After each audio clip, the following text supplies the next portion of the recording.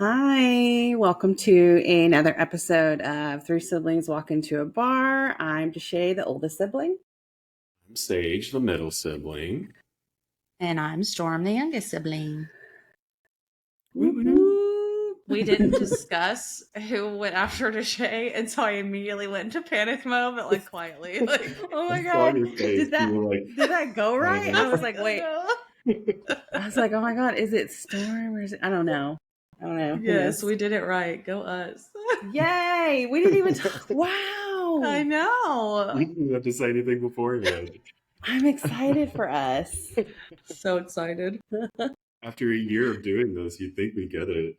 I mean, Oh, come Lord. on. All right, so normally we chit chat a little bit, but tonight's going to be a little different. This is our Halloween episode, and we are going to tell you a story, but in a different way. Mm-hmm. You're going to get to hear from all three of us, and it's the same story. So, this one's going to be, bitches. I mean, it's going to be long. It's going to be We super might be long. here all night. Yes. Do you want to Okay. see what I brought to like keep me through the Yeah. longness? Okay, well, I have my fluffy socks on. I have my blankie, my water, my Dr. Pepper, Stop. Damn, girl. and my latte. I can't with you. And a Those pumpkin are- spice candle and a foot massager. Oh my gosh. Well, I have a Halloween blanket too. Perfect. That's all you need. And a really. water. That's all I have. I'm just Yeah. excessive. It's fine. Y'all, I'm super excited about this story. This is one of my favorite stories to learn stuff about. And I've watched every documentary ever about it. I also have a tattoo of him. Yes, So, you do. Yes, this you one do. is very exciting. I'm super excited that we all get to do it.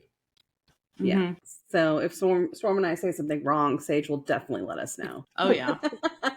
Actually. I'd be like, well, listen here, bitch. That's not what Wikipedia told me. So, But really, it's like you're wrong and we're right. Exactly. Yeah. So, Storm, do you want to tell them who we're doing? We are telling a story of John Wayne Gacy. Mr. Gacy. Mr. Gacy. Creepy. So usually when I tell stories, I get annoyed a little bit because when I'm reading about them, they always call them by their last name. And I don't know why that bugs me, but I'm like, no, like call them by their first name. Mm-hmm. So I do that. But then in this one, because John and his dad have the same name, Mm-hmm. I will call him John and Gacy. But I always usually call his dad, just so we don't get confused. Okay, cute. I'm gonna call him Gacy. Gacy. I will call him Gacy most of the time, Same. just because that one's, yeah. John, I feel like is like, Mr. Gacy. All right. You want to just hop right in? Yep, let's do You it. ready? Okay. So on March 17th, 1942, John Wayne Gacy was born the middle child Ooh. and only son to John Gacy and Marion Robinson. His dog, what? His dad was an auto mechanic and a World War I veteran, and his mom was a stay-at-home mom. And I read a bunch of stuff that specifically said that he grew up Catholic. I don't know why that was so important, but he was Catholic in case anybody cared. Okay. John was really close to his mom and his sisters. His dad was an alcoholic abuser, but really just towards John. So he always would compare John to his sisters, John always being the negative. John's earliest memory of his father was him beating him with a leather belt at the age of 4. God. At 4, and he remembered that. Exactly. No. His mom used to try to protect him from his dad, and his dad would always use that as a moment to call him a sissy or a mama's boy, and told him that he was probably going to grow up queer. Yeah.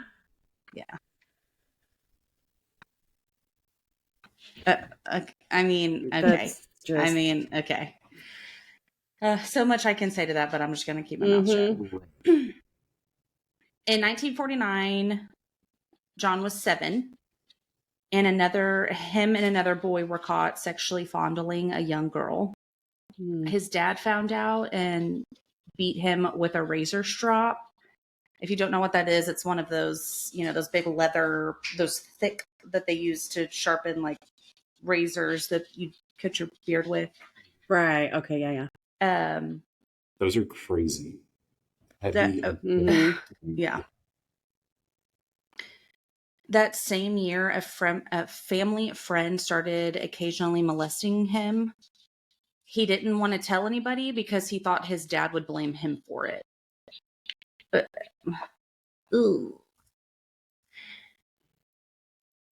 John always said that no matter what, and after all of everything, he loved his father, and all he wanted was his father to approve of him, and he never felt good enough in his dad's eyes. What's that? He had a heart condition. John did. He had a heart condition that caused him to not be able to play sports or exercise, which caused him to be overweight. During 4th grade, he started having blackouts, and he would get hospitalized a lot for those. He also had an appendix rupture in 1957. He estimated between the ages 14 and 18 that he probably spent about a year in the hospital. Dang. He said that was why his grades started declining, and he was missing school, and he never ended up graduating high school. Those are very formative years too. Mm-hmm. Yeah. Yes. For sure. His dad thought that he was faking it just to get out of going to school or working or doing any of his chores, or he was just faking it. He was even, while John was laying in a hospital bed one time, was telling him that you're faking it. Yes. A 16-year-old kid. Mm-hmm. So no medical diagnosis was ever given to him, which I think probably caused his dad to assume that he was faking.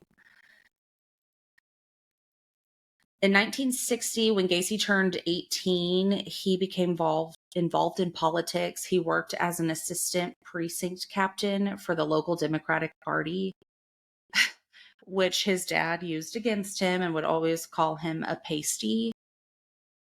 So I tried to look up what that meant, and I still didn't really get a definite answer. So if either of you know, I got a bunch of information for people like in England, but I'm not entirely sure what that means. But apparently it's bad. It's one of those like man, like country man sayings that nobody ever knows what they're saying. Right. Yeah, exactly. In 1960, his dad bought him a car and kept it under his dad's name until John was able to pay him back, which took several years. His dad would also take the keys from him whenever John didn't do what he said he was going to do. Which I don't know entirely what that means. If it means just like you're grounded. Yeah. Or if it's like you told me you were going to take the trash out and you didn't. You didn't. Yeah. In April of 1962, John or Gacy bought another set of keys. And so his dad took the distributor cap off for 3 days.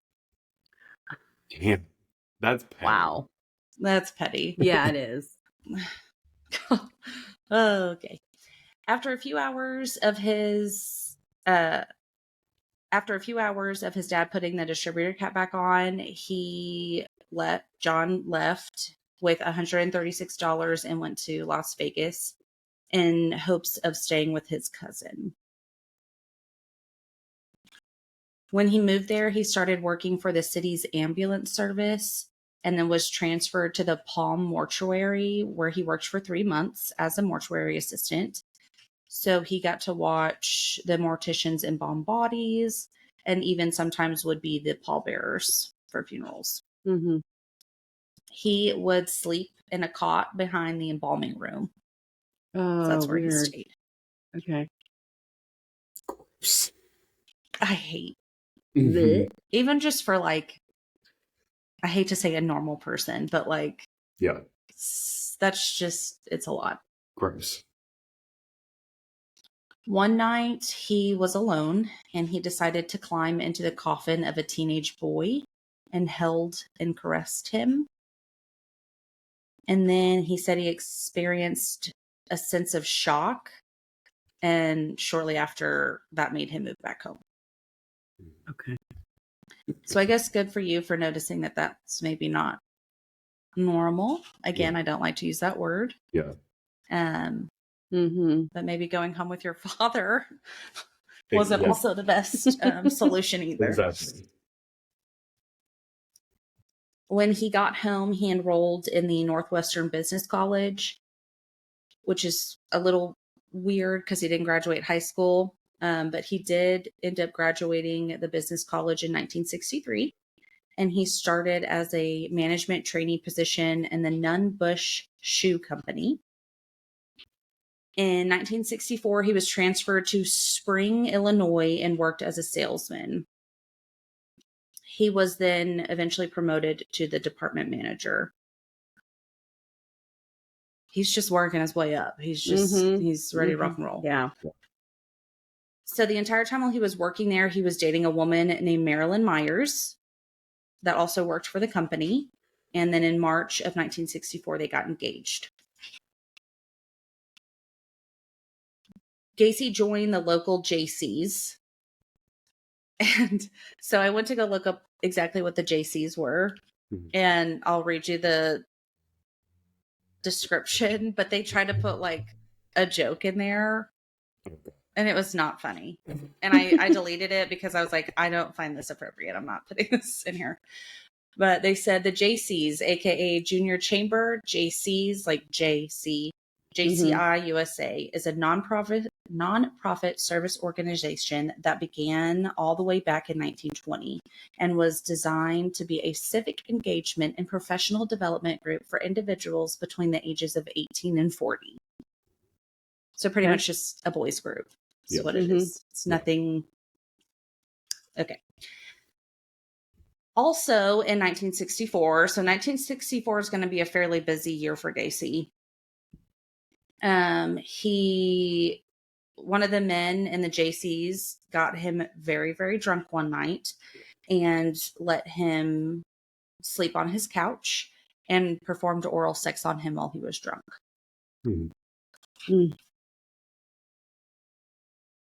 Okay. September 1964, John and Marilyn got married. In 1965, Gacy was promoted to the position of vice president of the Springfield JCs. Yep. There was a whole lot of Gacy's and he was vice president. Oh, he was named the third most outstanding JC in Illinois. You'll kind of see as I'm telling this that everybody just loves him. Yeah. Like he just comes off as like a great dude. So shortly after him and Marilyn got married, her father purchased 3 KFCs in Waterloo, Iowa. The couple moved there so that Gacy could manage the 3 restaurants, but they had to live in Marilyn's parents' old house. Sorry, my thing's like, no, actually, you want to be at this part, not this part. It scared me. He was going to get paid $15,000 a year, which was or is $144,000 in today's money, plus a share of the restaurant's profits. While managing the KFCs, he would employ many teenagers, and he always seemed to pay extra attention to the male teenagers. Mhm. He had made a sort of club in the basement of his house where he would invite his employees over to come play pool and drink. And by his employees, his teenage employees are just about the only ones that he would have come over. And he would, he always made it out as like, you can drink, it's cool, I'm the cool manager, like it's fine. Mhm. He would try to make sexual advances on the boys after getting them drunk. And if they refused, he would say that his advances were jokes or he was testing their morals. Wow. Okay. Not that like drinking in a grown man's basement is great morals, but Right. Mhm. Exactly. okay. In February of 1966, he had a son, and then in March of 1967, they had their daughter. In July of 1966, his parents came to visit them, and his father took him aside, shook his hand, apologized for all the abuse, and said that he was wrong about him. Oh. Gacy said that that time in his life was perfect, and most of it was due to he finally had his father's approval, Mhm. which is so sad. I'm like, you had 2 kids, a wife, you had Yeah. this great job, but because your father said that you're worthy, Yeah. that's Mhm. why my life is perfect. Jeez. Gacy ended up joining the JCs in Waterloo and always worked extended hours for them. So he would work about 14-hour days managing the KFCs and then would go work for the JCs even after that for another long hour. Mm. He often would bring fried chicken to the meetings and insisted on them calling him what is it? Oh my The gosh. Colonel. The Colonel. It's spelled weird, so I want to say it the way it's spelled, and I know it's not right. The Colonel. The Colonial or whatever. Colonial. And so I was trying to think, I was like, wait, what is his actual, like the white-haired bearded guy? I was like, what Yeah. is his name? The Colonel. Yep. Yeah, he insisted. Many, including John, were involved in drugs, pornography, prostitution, and wife swapping. Okay. Which I hope that it was like wives Consensual. approved and it wasn't like, ugh. John was held in high regard for his fundraising work. And then in 1967, he was named Outstanding Vice President and served on the board of directors for the JCs. In August of 1967, Gacy invited a 15-year-old Donald Voorhees Jr. to his house, saying that he would show him some of the heterosexual stag films that were regularly played at the JC events. Okay.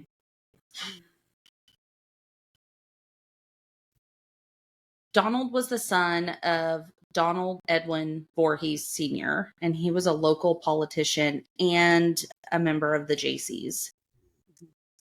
So when Voorhees went to Gacy's, Gacy was just pounding him with drinks. Drink, drink, drink, drink. He then persuaded him to engage in oral sex. He told Donald, you have to have sex with a man before you start having sex with women. What a horrible and horrific thing to say to a 15-year-old boy. 15-year. That's, yeah. Gacy continued to sexually abuse young boys. He told a few that he was commissioned to conduct homosexual experiments for scientific research and then would pay them up to $50. He did anything. Imagine telling a teenage boy that. What do they like? They don't know. They have They no don't clue know, that yeah. that's like the most ridiculous thing that's ever been said. Like, Mhm. I hate it so much. One boy he encouraged to have sex with his wife and then blackmailed him into performing oral sex on him. Yeah. God. Yes. In March of 1968, Voorhees told his father, and Gacy was not happy. His father immediately went to the police, and they arrested Gacy and charged him with performing oral sodomy on Voorhees and the attempted assault of a 16-year-old named Edward Lynch. Gacy denied all the charges and wanted to take a polygraph test, and the results were indicative of deception, which pretty much means he was guilty. Fine. Yeah. Yeah. Mm-hmm. So Gacy said that he never did anything with Voorhees and that this was all politically motivated because Gacy and Voorhees' dad were running against each other to be president of the Jaycees. Yeah. And many of the Jaycees didn't believe that Gacy actually did that and would rally for him. Wow. Okay. Again, could you imagine that 15-year-old? Because you think that 15-year-old probably knew a lot of them. Oh, yeah. And they're all like, he would never do that to you. Like, Mhm. you're lying. Your dad's putting you up to this. Like, and he actually had the guts to say something to his dad about Yep. it. good for you. Yes. Can you imagine how hard that was? Mm-hmm. On May 10th, 1968, Gacy was indicted on the sodomy charges. On August 10th, 1968, Gacy told his 18-year-old employee named Russell Schroeder that he would pay him $300 if he physically assaulted Voorhees Jr. He wanted him to do this in hopes that Voorhees Jr. wouldn't testify against him. So Russell lured Voorhees into an isolated country park. He sprayed him in the eyes with mace and beat him. Voorhees thankfully was able to get away and ran straight to the police. Thank God Yeah. that he went straight to the police, and it wasn't like, let me, Voorhees was able to identify Russell as his attacker, and Russell was arrested. So Russell for a little bit kind of fought it, like it didn't have anything to do with Gacy, but he did end up telling the police that Gacy wanted him to do it and that he was going to pay him to do it. Mm-hmm. So police arrested Gacy and laid an additional charge of hiring Schroeder to assault and intimidate Voorhees. I just love that kid's last name. But only just because, why wouldn't I? On September 12th, Gacy had to undergo a psychiatric evaluation at the University of Iowa. 2 doctors there said that he had an antisocial personality disorder and was unlikely to benefit from treatment, and his behavior pattern was likely to bring him into repeated conflict with society. But he was mentally competent to stand trial. Yeah. Which I feel like we see a lot where it's like they have to go through these tests. Yeah. They tell them, like, these aren't great people. But. And then, but go ahead. Just do Exactly. whatever you feel like. Yeah. Which I guess they can't do anything. They can only give you they can only what do they what know. Like, they can't. Yeah. November 7th, 1968, Gacy pleaded guilty to 1 count of sodomy in relation to Voorhees, but he did not plead guilty to all the other charges. He said that Voorhees offered himself to Gacy and that he acted out of curiosity. And no one believed his story besides the Jaycees that still insisted that he did not do this. Mm-hmm. On December 3rd, he was convicted of sodomy and sentenced to 10 years in the Anamosa State Penitentiary. The same day, his wife filed for divorce. She wanted the couple's home and property, sole custody of the children, and alimony. She was granted everything she wanted, and the divorce was finally settled on September 18th, 1969, and Gacy never saw his kids again. Hmm.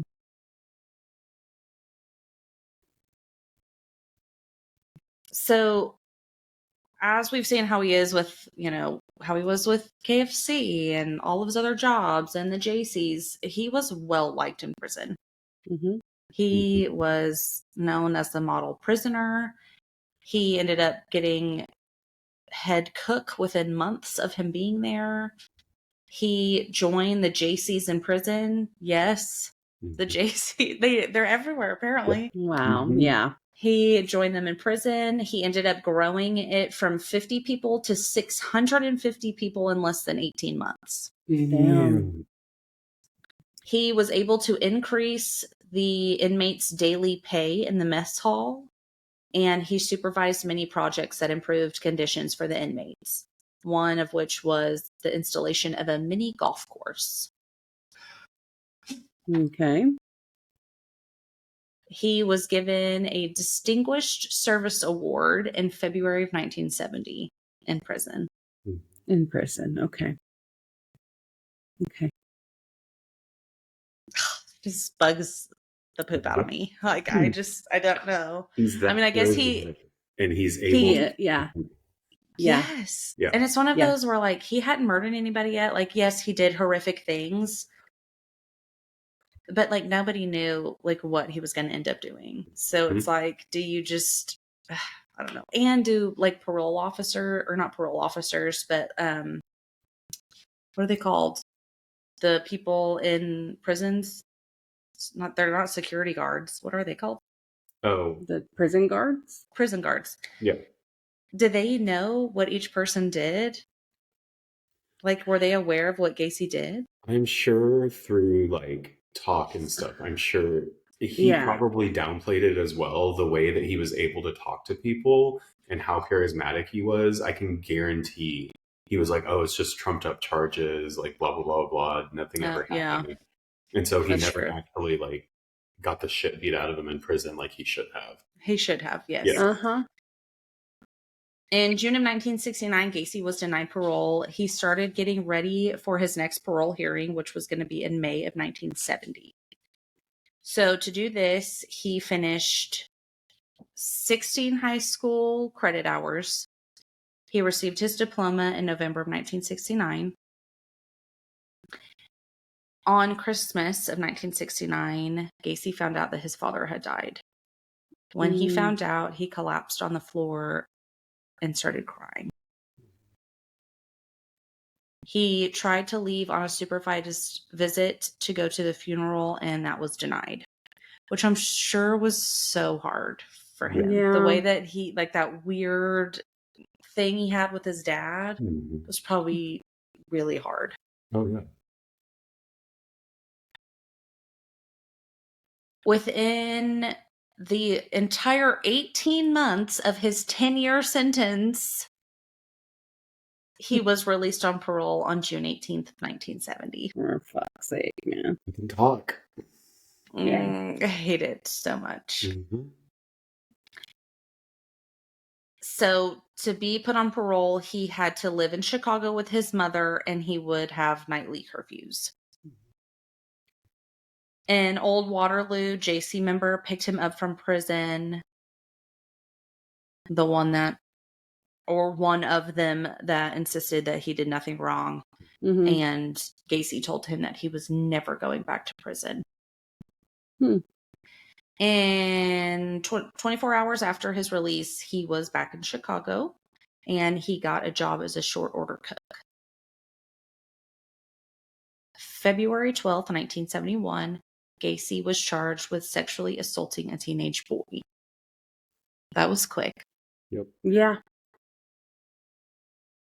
The boy said that Gacy lured him into his car at the Greyhound bus stop, saying that he would give him a ride home.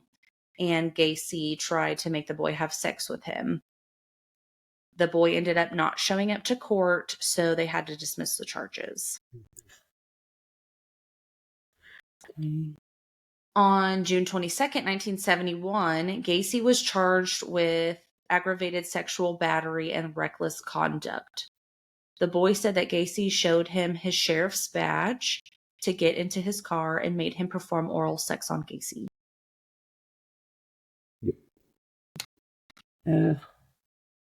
The charges ended up getting dropped because the court found out that the boy or his family or somebody related to him attempted to blackmail Gacy. So they had to drop the charges.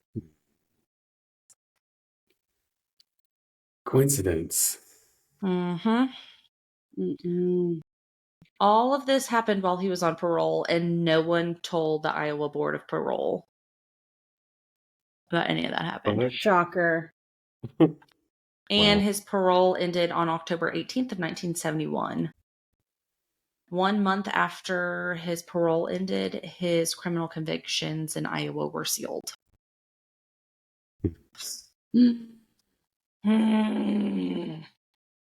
Yep. With help with his mother financially, Gacy bought a house at 8213 West Summerdale Avenue in unincorporated Norwood Park Township, Illinois, which is part of Chicago. And that will be the house that he lives in until he does not get to live in a house anymore. That same year, he started a construction business called the PDM Contractors. It stood for Paint, Decorating, and Maintenance. And he worked nights with that while working as a cook during the day. So, I mean, he's a hard worker. I'll give him that. Mhm. Like, he Yeah. busts his ass in whatever it is he's doing. Mm-hmm.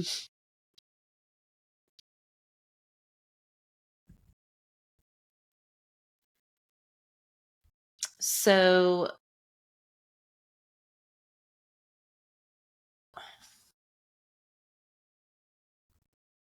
I skipped just, I was like, what? In August of 1971, after Gacy and his mom moved into the house, he started dating a woman named Carol Hoff. He had dated her a short time in high school. She did end up moving into their house with her 2 daughters. His mother moved out shortly before they got married on July 1st of 1972. In the middle of 1973, he was able to quit his job as a cook and worked full-time for his construction company. In 1975, Gacy told Carol that he was bisexual, and after having sex on Mother's Day, told her that that was the last time that they would have sex. Could you imagine? No. No. Like, No. like, That's okay. You can leave. Yes. Yeah, I'd be like, all yeah. right, well, we're done. Like, yeah. well, and just like, maybe it's just me, but I would be like, what's wrong with me? Like, Yeah, am I what's wrong with me? ugly? Like, do you not love Mhm. me? Like, Mm-hmm. what is the matter? Yeah. His company really started to boom, and he was working 16-hour days. If he wasn't busy enough, he decided, or actually, he heard about the clown club called the Jolly Jokers and joined the club. And he created his clown characters. One was Pogo the Clown, and Pogo was a happy clown. He also created Patches the Clown, and Patches was more serious. Mm-hmm. Which is important. Terrifying. Please remember that. I didn't write some of this, but I know that that's important. You need to remember that. So he would perform for charities, birthday parties. He loved being a part of the neighborhood, and everybody loved him. Everybody thought he was such a great guy. He would always help. He was always volunteering. He let people borrow his construction tools just because he was, everybody loved this man. Mm-hmm. He started staying out all night long and coming home in the early morning, saying he had to work late or had meetings. Carol said that she saw him bringing teenage boys into the garage in the early hours, and she also found gay porn and men's wallets in the house. She confronted him about it, and he told her it was none of her business. Yeah. I'd be like, bitch, that's my house. Like, Exactly. it's my Yeah. business. Yeah. Like, bye-bye. Because if you're doing something you're not supposed to, I'm going to get in trouble too. Right. So it's Yeah. my business. Yeah, exactly. In October of 1975, after a big fight, Carol asked Gacy for a divorce. She had to stay in the house until February of 1976. And then on March 2nd, the divorce was finalized on the grounds of infidelity with another woman. Wrong. Wow. God. He is just great at like Making it all work for her. making it. Manipulation. Yes, I Mhm. just Just In March of 1977, he became the supervisor for PE Systems. This was a firm that remodeled drugstores. So, with working both jobs, he was usually working on 4 projects at a time and would have to travel to other states constantly. Mhm. And of course, many of his employees were high school boys. mhm. He would try to get them to have sex with him. He would also insist on sexual behaviors for money, if he lent them his vehicle, for financial assistance, or for promotions. I hate this man so much. I like. Oh my God, I can't. He also would scare them into doing things that he wanted. There were many times where he would let his employees know that he owned guns and how easy it would be to kill them and how easy it would be to hide a body. In 1973, he had taken one of the teenage boys to Florida to look at a property that he had purchased for business. He raped the boy while there.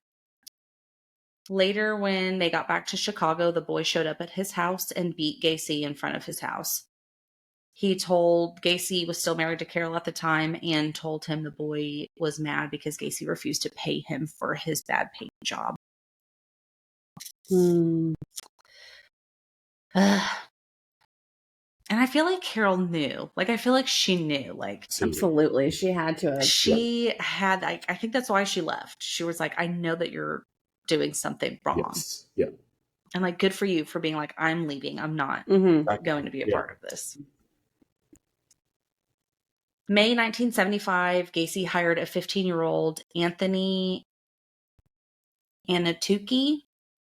I'm so sorry. I know that I said that wrong. 2 months later, Gacy went to his house after Anthony had injured his foot, and they drank a bottle of wine and watched a heterosexual stag film. Mhm. Gacy wrestled Anthony into handcuffs. He handcuffed him behind his back. One of the cuffs was loose, and he was able to free his hands while Gacy went out of the room. So Anthony was a wrestler for the high school team. So he ended up wrestling Gacy when he came back and got Gacy handcuffed behind his back. Gacy Okay. told him that if he let him go, he would leave. So Anthony let him go and Gacy left. Anthony ended up working for Gacy for 9 more months and did not try to assault him again. On July 26, 1976, I'm like, when I was reading through this, I'm like, this man doesn't stop. I was like, if I have to write another freaking date down and where that he assaulted somebody else, I'm like, it's just like boom, boom, boom. Yeah, just wait till we get from Disgusting. Okay. All right. So on July 26, 1976, Gacy picked up an 18-year-old hitchhiker, David Cram, and offered him a job with the PDM. He began working that same evening, and on August 21st, Cam moved into Gacy's house. The next day, Cam and Gacy had several drinks to celebrate his 19th birthday, with Gacy dressed as Pogo. Ugh. Gacy conned Cram into handcuffs. His wrists were cuffed in front of his body, and he swung Cram around while holding the chain linking the cuffs. He did intend on raping him. Cram kicked Gacy in the face and freed himself. Thank God. Mm-hmm. A month later, Gacy appeared at Cram's bedside door, intending to rape him, saying, "Dave, you really don't know who I am. Maybe it would be good if you gave me what I want." Cram resisted, straddling Gacy, who ended up leaving the bedroom, stating, "You ain't no fun." What? Yep. I can't. I can't. Yeah. You ain't no fun. Okay. Graham moved out on October 5th. He left the PDM. So he still kind of worked for Gacy on and off for about 2 years after. Shortly afterwards, another employee, 18-year-old Michael Rossi, moved in. Rossi worked for PDM since May 23rd, 1976. He lived with Gacy until April 1977. Rossi sometimes assisted Gacy in clowning at grand openings of businesses, Gacy as Pogo and Rossi as Patches. Gacy entered local Democratic Party politics. So initially, he kind of offered his employees to clean up the headquarters at no charge. He was rewarded with an invitation to serve on the Norwood Park Township Street Lighting Committee. And he ended up earning the title of the precinct captain. Yep. For fuck's sake, man. I cannot Yeah. deal. I can't. Okay. In 1975, Gacy was appointed director of Chicago's annual Polish Constitution Day Parade. Through his work with the parade, he would supervise until 1978. Gacy was photographed with the First Lady, Rosalind Carter, wearing an S pin, which indicated a person was giving special clearance, and later became an embarrassment to the United States Secret Service. Yeah. So the reason that he became an embarrassment, we all know. But Yeah. I'm gonna warn you guys, this is nonstop. It's one after the other, and it's very possible I'm going to repeat some of the information that Storm just gave. But this is I hope you guys are ready for this, because this is really I'm not. I'm not ready. Okay. I'm not even a little bit. Needs to buckle up. There is lots of trigger warnings in here. I'm going to say some words that you are not going to like. So we're just getting into it, okay? That's Gacy for you. So Gacy murdered at least 33 young men and boys, 26 of whom were in the crawl space of his house. So that house that he had with his wife and her kids, he was using as a gravesite. His victims included people that he knew, random people that he would also lure from Chicago's Greyhound bus station, Bughouse Square, and off the streets with promises of a job with PDM and offer drinks and drugs and money for sex. So anywhere he could, he was always looking for something. Some of the victims were grabbed by force. Others were conned into believing that Gacy, who he would carry around that sheriff's badge, he would tell them he was a police officer. So he would scare them into getting into his car. How did he get a sheriff's badge? Exactly. Maybe it was just like a costume thing, but I feel like, how did you get that? It had to have been fake, and he was just like doing the flash type thing. Yeah. And yeah. So Gacy usually lured a lone victim into his house, although on occasion Gacy had what he called doubles, where he would kill more than one person in a night. Nope. Okay. No, thank you. So inside Gacy's home, his usual MO was to offer drinks, drugs, and generally just gain the trust of the kid. He would produce a pair of handcuffs to show a magic trick. Mhm. Sometimes, as part of his clowning routine, he typically cuffed his own hands behind his back and quickly released himself with a hidden key, and then he offered for the intended victim to do the trick as well. With his victim restrained, Gacy proceeded to rape and torture his victims. Oh, okay.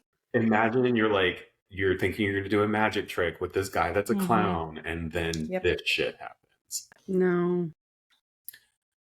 Frequently, he would begin by sitting or straddling the victim's chest and forcing them to fillet him. Oh, God. And he's a big dude, and these are Yeah. He's a big teenagers. dude. Gacy then inflicted acts of torture, including burning with cigars, making his captive inmate a horse while he sat on their back, and would use makeshift reins around their neck. Oh, He would violate them with foreign objects such as dildos and prescription bottles, after which he would sodomize the captive. my God. I'm sorry that I'm saying captive. That's not, I should not call them that. That's, anyways. Yeah. So Gacy frequently manacled the people by their ankles. He had a 2x4 with handcuffs nailed to each side. Mm-hmm. And this was inspired by another mass murderer, the Houston mass murders. He also taunted many of his victims throughout their abuse. He would even partially drown several of them in the bathtub before reviving them. Stop it. They're his I did not know that. Yeah. That is one thing I did not know, and I Yeah. am not happy that I just found that out. It- Oh it's- my God, I hate yeah. that so much. Imagine the terror that Yeah, they would experience. The terror. And Yes. the things that he would say to them while he was doing this stuff, he was laughing. He thought it was a joke. He thought it was funny. So Gacy typically murdered his victims by placing a rope tourniquet around their neck and progressively tightening it with a hammer handle. He referred to this as his rope trick, frequently informing his victims that this is the last trick. Oh my God. Occasionally, the victims convulsed for an hour or two before dying, although several victims died from asphyxiation from cloth gags that would be stuffed down their throats. What? Except Oh my for God. 2 final victims, all were murdered between 3 a.m. and 6 a.m. Gacy usually stored the victims' corpses under his bed for 24 hours before burying them in the crawl space, where he would periodically pour quicklime to speed up the decomposition process. Stop. Some of them were taken into the garage and embalmed before they were Okay. buried. I didn't know that. Okay. So one of the murders, this is Timothy McCoy. Gacy's first known murder occurred on January 3rd of 1972, according to Gacy's later account following a family party the previous evening. He drove to the Civic Center in the Loop in the early morning to look at the display of the ice sculptures that were out there. He then lured 16-year-old Timothy Jack McCoy from the Chicago's Greyhound terminal to his car. McCoy was on his way to see his father in Omaha, Nebraska, and informed Gacy that his bus to Nebraska was not due until noon. So Gacy took McCoy on a sightseeing tour of Chicago and then drove him to his home with the promise that he could spend the remainder of the night and be driven back to the station to catch his bus. Prior to McCoy's identification, he was known as the Greyhound busboy. Gacy claimed that he woke early the following morning to find McCoy standing in his bedroom doorway with a kitchen knife. He jumped from the bed and McCoy raised both arms in a gesture to surrender, accidentally cutting Gacy's forearm. Gacy disarmed McCoy, banged his head against the bedroom wall, and kicked him into a wardrobe. McCoy kicked Gacy in the stomach, doubling him over. Gacy then grabbed McCoy, wrestled him to the floor, and stabbed him repeatedly in the chest. As McCoy lay dying, Gacy claimed that he washed the knife in the bathroom and then went to the kitchen and saw the makings of a breakfast on the table. McCoy had set the table for two, and he walked into Gacy's room absent-mindedly carrying the knife. So he was walking into his bedroom to tell him that he made him breakfast. Yeah. Okay. So Gacy buried McCoy in the crawl space and later covered his grave with a layer of concrete. In an interview several years after his arrest, Gacy said immediately after killing McCoy, he felt completely drained, yet noted that he had stabbed McCoy and he listened to the gurgulations and gasping. He also experienced a mind-numbing orgasm. And that's when he realized that death was the ultimate thrill. Okay. So his first actual murder was an accident. So the second murder, Gacy said that he committed murder a second time in January of 1974. The victim still remains unidentified, but he was strangled and placed in Gacy's closet before burial. Gacy later stated that bodily fluids leaked from the victim's mouth and nose, staining his carpet. Gacy regularly stuffed rags, the victim's own underwear or socks, into their mouth to prevent the leakage, is what he called it. Okay.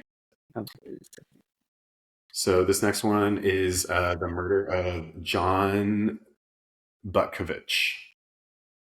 On January 31st of 1975, John Butkovich, an 18-year-old PDM employee, disappeared.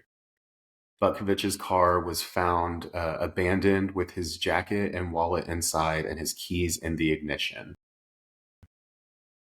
The day before his disappearance, Butkovich had confronted Gacy over an outstanding back pay. Butkovich's father called Gacy, who claimed that he was happy to help search for his son and sorry that he had run away. Okay. So his dad called him and was like, "Hey, what the fuck?" And he's like, "Oh, I'm so sorry he ran away. Let me help you find him." When questioned by the police, Gacy said Butkovich and two friends had arrived at his house demanding overdue pay.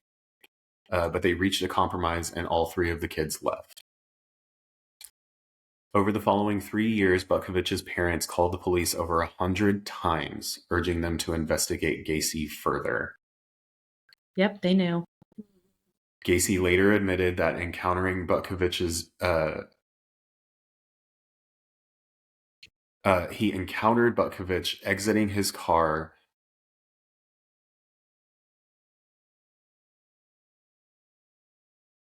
that was the end of the sentence. Um, They saw him in the car. yeah, exactly. Of course, I don't know why that was important, but yeah. According to Gacy, Butkovich approached him stating, "I want to talk to you." Gacy invited Butkovich into his car and invited him back to his house to settle the issue of the overdue wages. At his home, Gacy offered Butkovich a drink and conned him into allowing his wrist to be cuffed behind his back. Gacy later confessed to having sat on the kid's chest for a while before strangling him. He stowed Butkovich's body in his garage, intending to bury it in the crawl space. When his wife and stepdaughters returned home earlier than expected, Gacy buried Butkovich under the concrete floor of his tool room expansion onto the garage. So he told people that he was laying drain pipe, and that's why he was digging so much. So obviously he's killed now, so he knows he can do it, and he knows what he likes to do. So these are what's called his cruising years. He would call it cruising. So cruising is exactly what you think it is. It's going out in the world and looking for other people, basically. Yeah.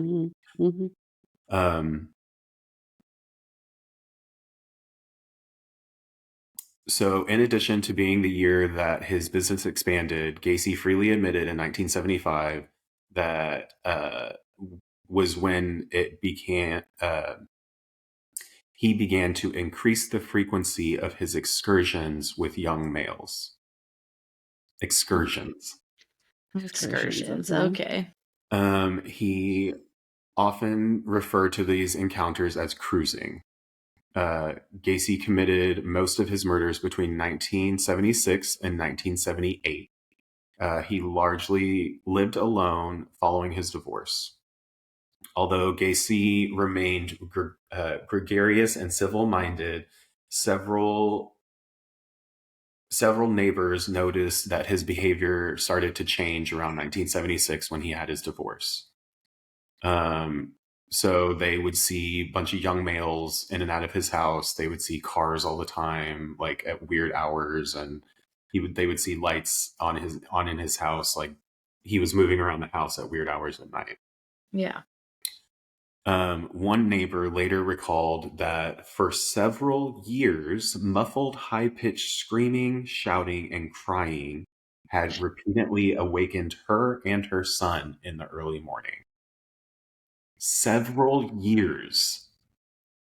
And you don't say anything? Right. You don't call the police. You don't. Exactly. She identified the sounds as coming from the house across the street on West Somerdale Avenue. So this is 1976. So it just kind of starts from here. So 1 month after his divorce was finalized, Gacy abducted and murdered 18-year-old Daryl Sampson. He was last seen alive in Chicago on April 6th of 1976. Gacy buried him under the dining room with a cloth lodged in his throat. On May 14th, 15-year-old boy Randall Roffett disappeared shortly after returning home from a dental appointment. Hours after Roffett was last seen by his family, 14-year-old Samuel Stapleton vanished as he walked down the street to go to his sister's apartment. He and Roffett were close acquaintances, and they were buried in the crawl space.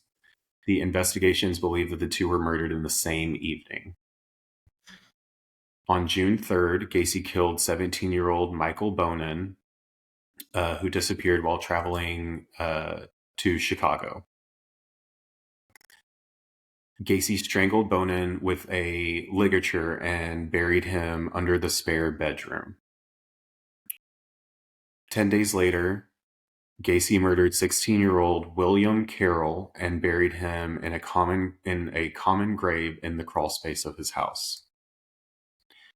Carol seems to have been the first of 4 victims known to have been murdered between June 13th and August 6th of 1976. 3 of them between 16 and 17 years old. One identified victim appears to have been an adult. On August 5th, 16-year-old James Hackinson is last known to have phoned his family, possibly from Gacy's house. Hackinson died from suffocation, and his body was buried in the crawl space beneath 17-year-old Rick Johnston, who was last seen alive on August 6th. Gacy is thought to have murdered 2 identified males between August and October of 1976 as well. On October 24th, Gacy abducted and killed teenage friends Kenneth Parker and Michael Marino. The 2 were last seen on Clark Street in Chicago. 2 days later, 19-year-old construction worker William Bundy disappeared after informing his family that he was going to attend a party. Bundy died of suffocation, and Gacy buried him beneath his master bedroom. Bundy had apparently worked for Gacy. Between November and December of 1976, Gacy murdered 21-year-old Francis Alexander.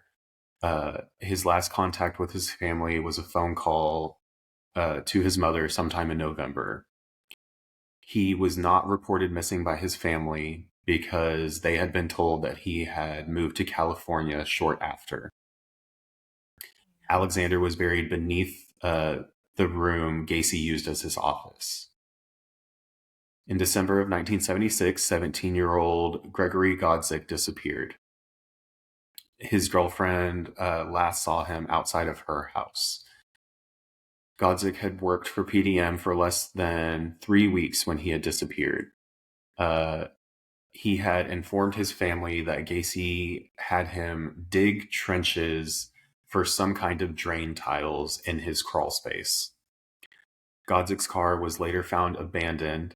His parents and his older sister contacted Gacy about his disappearance. Gacy claimed that Godzik had expressed a wish to run away from home, and he had claimed that he had even been receiving answering machine messages from Godzik shortly after he disappeared. When asked if he could play one of these messages to the parents, Gacy said he erased it. Of course. So that was all 1 year. And then we go to 1977. Mm-hmm.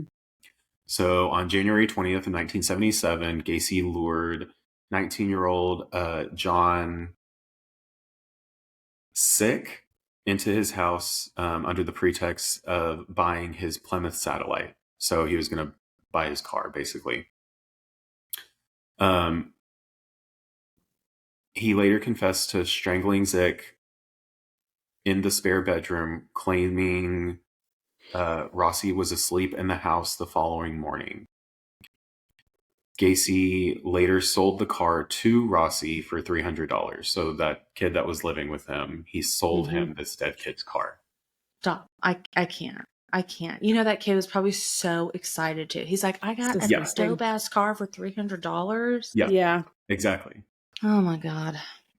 So 2 months later, on March 15th, 20-year-old John Prestige disappeared. Prestige was last seen leaving a near North Side restaurant. He was buried in the crawl space above the body of Francis Alexander. So at this point, he's stacking these bodies in his crawl space. Yeah. Yeah. Which, you know what I was thinking? Maybe you'll answer and I should just let you finish, but how was he getting them like under the dining room and like under his bedroom and like burying him in this place? And even if they were in like cement, it had to have still smelled really bad. Yeah. And nobody noticed anything. So he's using lime and concrete. So lime Mm-hmm. will speed up the decomposition, but it also helps with the smell. Yep. Oh, And okay. I didn't know that. it's the crawl space under his house. So I mean, there's enough room for someone to like crouch and walk through.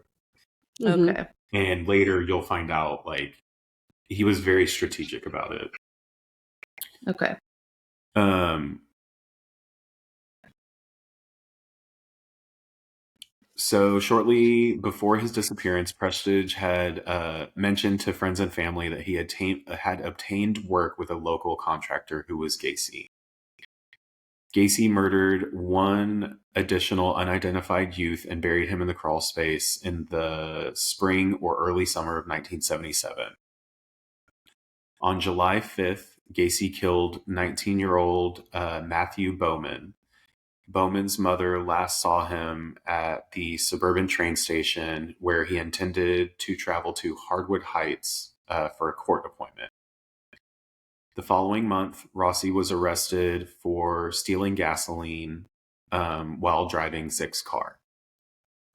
The gas station attendant noted the license plate, and the police traced the car to Gacy's house. When questioned, Gacy told officers that Zick had sold them the car in February, saying that he needed money to leave town. A check of the VIN number confirmed that the car had belonged to Zick, and the police did not pursue the matter any further. Although they did inform Zick's mother that her son had sold his car. So she fully believes that he's just run away from home now. Mm-hmm. Because the police are saying it too. Right. By the end of 1977, Gacy had murdered 6 more young men between the age of 16 and 21. The first of these was 18-year-old Robert Gilroy, a son of Chicago police sergeant, last seen alive on September 15th. Gilroy lived 4 blocks from Gacy's house, and he was buried in the crawl space. On September 12th, Gacy had flown to Pittsburgh, Pennsylvania, to supervise a remodeling project, and he did not return to Chicago until September 16th.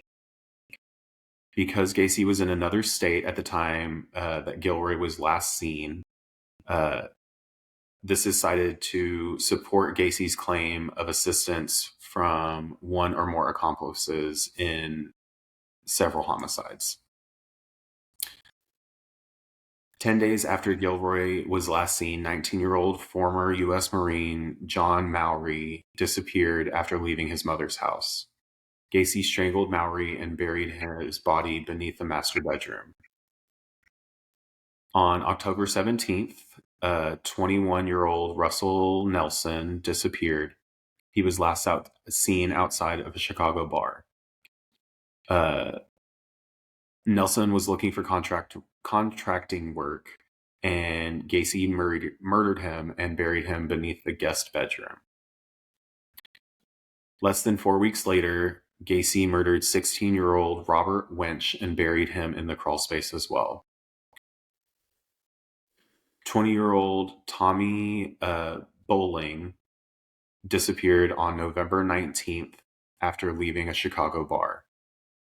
On December 9th, 19-year-old U.S. Marine David Talsma disappeared after telling his mother that he intended to go to a rock concert in Hammond, Indiana. Jeez. Gacy I know, I'm strangled like, Talsman with a ligature and buried him in the crawl space close to John Mowry. On December 30th, Gacy abducted 19-year-old college student Robert Donnelly from the bus station, and he abducted him at gunpoint, which is oh not my God. what he That's like wow. normally did. Yeah. He was desperate. Exactly. Mm-hmm. Gacy drove him to his home, where he raped, tortured, and repeatedly drowned Donnelly to unconsciousness in the bathtub, where he made statements such as, "Aren't we playing fun games tonight?"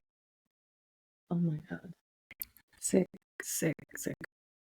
Donnelly later testified at the trial that he was in such pain that he asked Gacy just to kill him.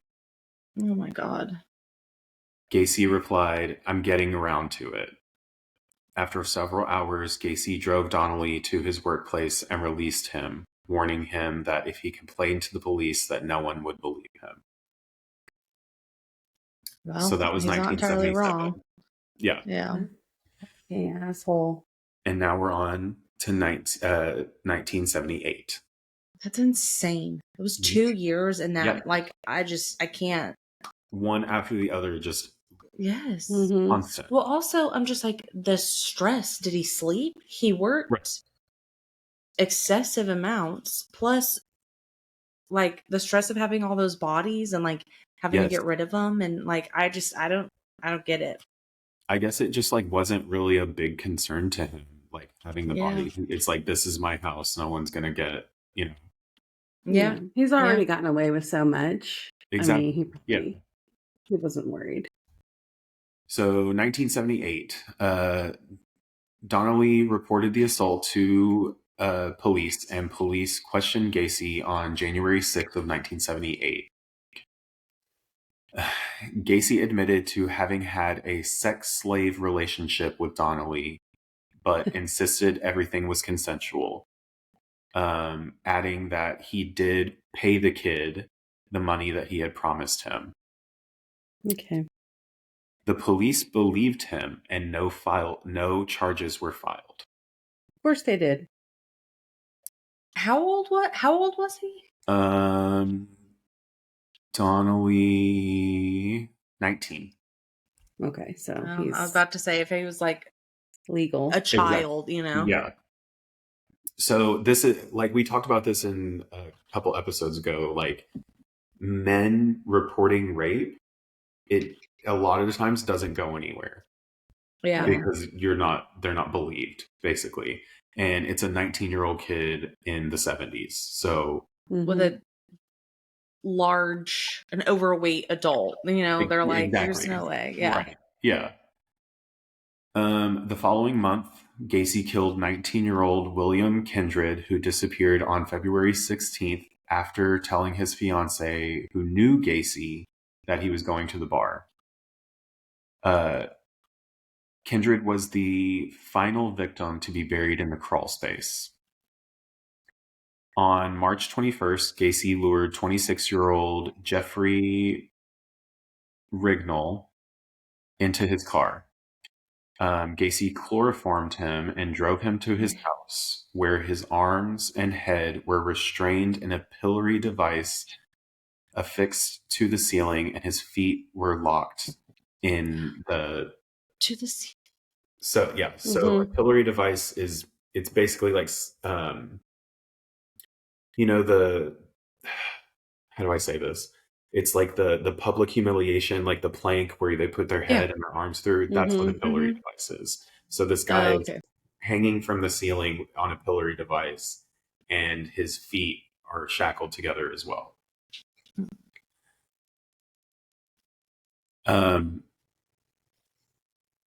He raped and tortured Rignall with instruments including lit candles and whips, and repeatedly chloroformed him to unconsciousness.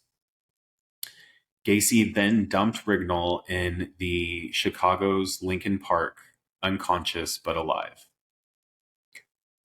Rignall managed to stagger back to his girlfriend's apartment. Police were informed of the assault, but they did not investigate Gacy. I want to know why he left them alive. So, him and Donnelly. I also was thinking about that. And I wonder if, like, at a certain point he just kind of got bored and was like, okay, I don't do this anymore. Or if something was different, like the other guy that told him, like, just fucking kill me, and let him go. So I think like something changed in his routine that he didn't like, and it just wasn't there for him anymore. Also, he's running out of space in his crawl space. He doesn't have any more room. So he still wants to do all of this stuff, but he doesn't know exactly where he's going to put the bodies. Rignall was able to recall the Oldsmobile, the Kennedy Expressway, and the particular side of the street. He and two friends stalked out the Cumberland exit on the expressway, and in April, Rignall saw the Oldsmobile, uh, which he followed with his friends to 8213 West Summerdale. Gacy was arrested on July 15th, and he faced trial for assault and battery against Rignall. By mid-1978, the crawl space had no more room for any more bodies. Gacy later confessed to police that he considered stowing bodies in his attic, but had been worried about the complications arising from the leakage. Yeah.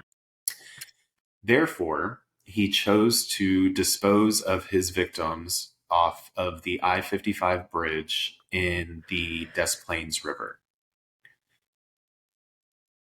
Gacy stated that he had thrown 5 bodies into the river in 1978, one of which he believed had landed on a passing barge. Only 4 of them were found. The first known victim that was thrown over the bridge was 20-year-old Timmy O'Rourke. He was murdered in mid-June after leaving his apartment to purchase cigarettes. Shortly after his disappearance, O'Rourke told his roommate a contractor on the northwest side had offered him a job. Contractor being Gacy. Mm-hmm. On November 4th, Gacy killed 19-year-old Frank Landigan. It's not how you say that. He was last seen alive by his father walking along Foster Avenue. His naked body was found close to an inlet in the Des Plaines River by 2 duck hunters on November 12th. On November 24th, 20-year-old James Mazara disappeared after Thanksgiving dinner with his family. Mazara had informed his sister that day that he was working in construction, and he was last seen walking towards Bughouse Square, which we know was a very popular place. Mm-hmm. So this last murder is a very important one. His name is Robert Peist. Peist? Mm. I think it's Peist. Peist. Okay. On the afternoon of December 11th in 1978, Gacy visited Neeson Pharmacy in Des Plaines to discuss a potential remodeling deal with the owner, Phil Torf. While he was within earshot of the 15-year-old part-time employee, Robert Peist, Gacy mentioned his firm would often hire teenage boys at a wage of $5 per hour, almost double what Peist was making at the pharmacy. Shortly after Gacy left, Peist's mother arrived to the store to drive her son home so that they could celebrate her birthday together. Peist asked his mother to wait, adding that some contractor wanted to talk to me about a job. He left the store at 9 p.m., promising to return shortly. Peist was murdered shortly after 10 p.m. in Gacy's home. Gacy later stated that in his house, he gave Peist a soft drink before asking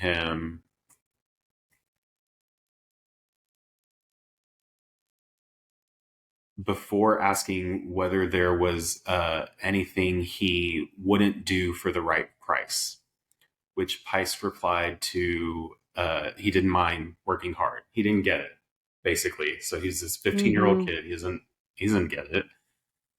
So In response, Gacy stated good money can be earned from hustling, although Pice was dismissive. So he was like, yeah, whatever. I'm not doing that. So Gacy then tricked Pice into putting on the handcuffs. Gacy's statement later regarding the events varied, although one of his initial statements claimed that Pice failed to resist when he was removing his pants. Oh, God.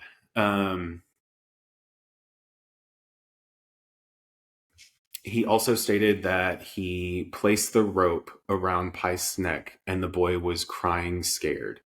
Gacy admitted to having received a phone call from a business acquaintance while Pice lay dying on the floor. Oh my God. And he just took it? Yeah. Like, Yeah. So basically he strangles this kid and he says earlier, like, sometimes it takes them like an hour or two to die after I strangle them. So this kid is lying on the floor, dying, and he's handling his business on the phone. So this is where they start investigating him, basically, this, after 2 years, 3 years. Yeah. yeah. So when Pice failed to return home, his family filed a missing persons report with Des Plaines police. Torf named Gacy as the contractor Pice had most likely wanted to talk to in the store. These names are very difficult. Lieutenant Joseph Koznazak, whose son attended Maine West High School, like Pice, chose to investigate Gacy further. So this is the only guy that was like, we need to look into this. Mm-hmm. Thank God for him. Exactly. Mm-hmm. A check of Gacy's criminal background revealed that he had an outstanding battery charge in Chicago, and he had been imprisoned in Iowa for sodomy of a 15-year-old boy. Jesus. So that police officer and 2 other Des Plaines police officers visited Gacy's home the following evening. Gacy indicated that he had asked one of the youths at the pharmacy if they needed a job, whom he believed was Pice, but he wasn't really sure. And he basically told him, like, yes, this is this kid, like, I did talk to him. However, he didn't offer the kid a job, and had only returned to the pharmacy shortly after 8 p.m. because he had left his appointment book. So Gacy promised to come to the station later that evening to make a statement, indicating that he was unable to do so at the moment because his uncle had just passed away. When questioned to how soon he could come to the police station, his response was, "You guys are very rude and you have no respect for the dead." Oh my God. They have no respect for the This dead? man. I cannot deal. No. Okay. So at 3:20 a.m., Gacy arrived to the police station covered in mud, claiming that he had been in a car accident. On returning to the police station later that day, Gacy denied his involvement in Pice's disappearance and repeated that he had not offered him a job.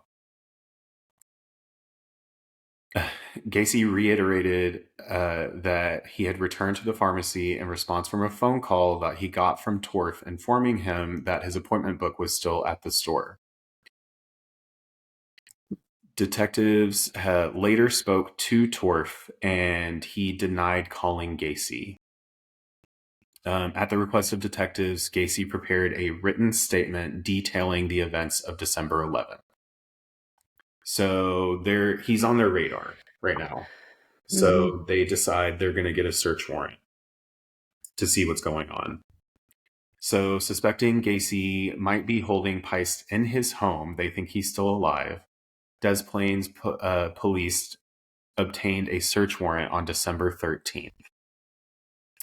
In the search, they did find several suspicious items, including several police badges, a starter pistol, a syringe and hypodermic needle, handcuffs, books on homosexuality, pornography films, capsules of amyl nitrate, a dildo, 2x4 with holes drilled in it, at each end, bottles of Valium and atropine, several driver's license, a blue hooded parka, underwear that were too small to fit Gacy, and they also found a class ring with the initials JAS engraved into it, and a Nissan pharmacy photo receipt in the trash can alongside a 36-inch nylon rope.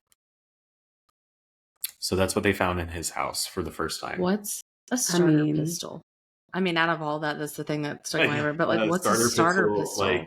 Like track, like the gun at the beginning of like races. Oh, okay. It's like the flare small. kind of. I was thinking like, you know, that's what you get My for like first your pistol. first gun or whatever. I was like, what? What is that? I don't know. Okay. All right. So this is when they start surveillance on him. Basically, they're like, something is absolutely going on here, but we can't. Like, there's nothing we can do about it just yet. So the Des Plaines police confiscated Gacy's Oldsmobile and other PDM work vehicles. Surveillance teams monitored Gacy as the investigation continued. The following day, investigators received a phone call from Michael Rossi, who informed investigators that Gregory Godzick's disappearance...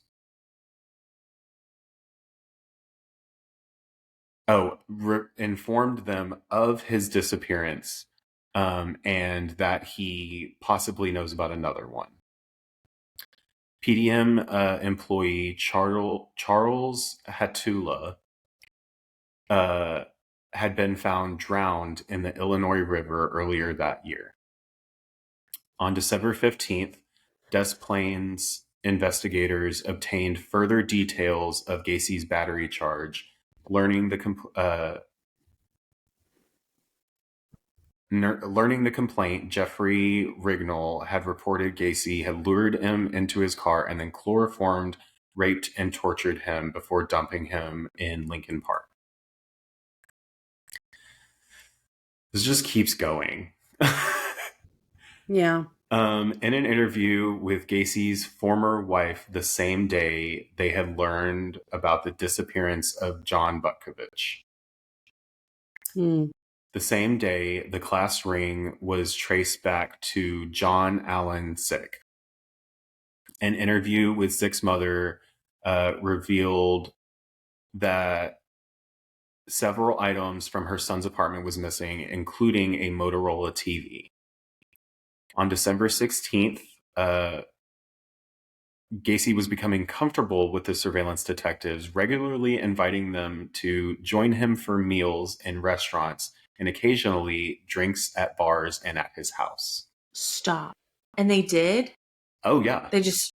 Oh, yeah. Oh, my God. He repeatedly denied involvement in Peist's disappearance and accused the officers of harassing him because of his political connections and recreational drug use. Oh, of course. Right. Yeah. That's what it is. That's what they're doing. They have a whole team on you because you smoke a little bit. Yeah. Uh-huh. That's how that happens. Knowing these officers were unlikely to arrest him for anything trivial, he taunted them by flouting traffic laws and succeeded in losing his pursuers more than once. So he would basically make a game out of it and like try and lose them. because he knew they weren't going to arrest him for something small.